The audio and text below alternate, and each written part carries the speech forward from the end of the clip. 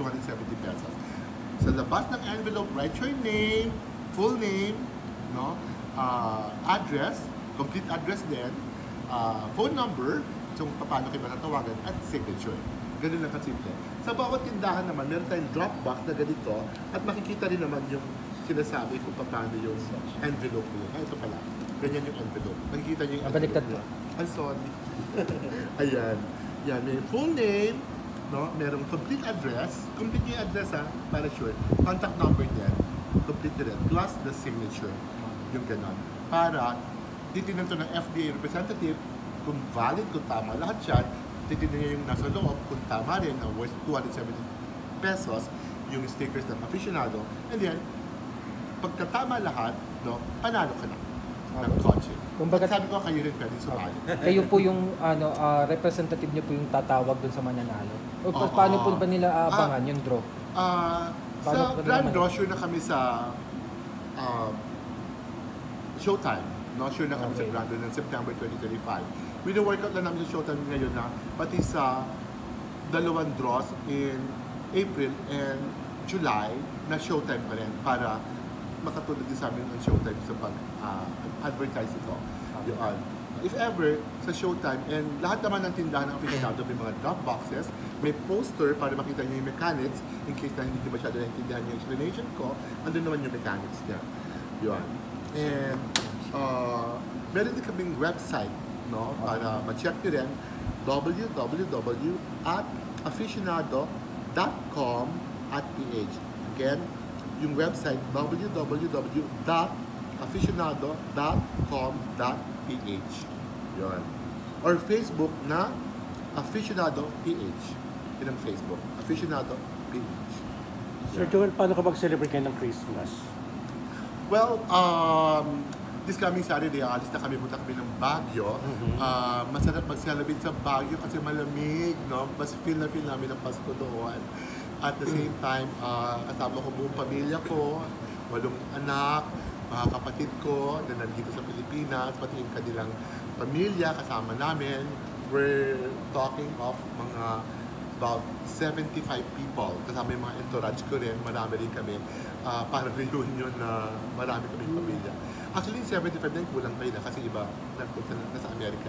Iba naman nag-abroad kaya hindi namin makakasama this Christmas. Yun. Pero kung tutuusin, siguro sama-sama kami, baka nasa 100 kami, basically. Kompleto kami. Hanggang New Year, sir?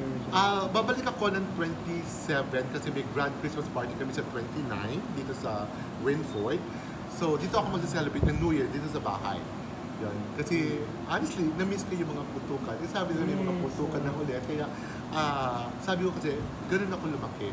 Yung New Year na maraming putukan, kasi kahit ako dati, pag nagbaneho ako yung kotse ko, nilagyan ko ng lata, habang tumutulong. Gusto ko makita ng anak ko yung gano'n. Minsan may kaldero ka dyan na pinupukpok sa buong bahay. Gusto ko makita na gano'n ang Filipinas talaga kung paano mag-celebrate ng New Year. Tapos sa labas yung mga nagpuputukan dyan, yung gano'n. Ibang-iba dito sa Pilipinas talaga. Mas masaya. Masaya, super saya ng Pilipinas. Sir, bilang may-ari ng isang product, may mga ambassador. Question lang po, pag halimbawa ang ambassador mo may skandalo, ano ba, liligwakin mo rin or hayaan mo magkaroon ng second chance dahil lahat naman nagkakamali?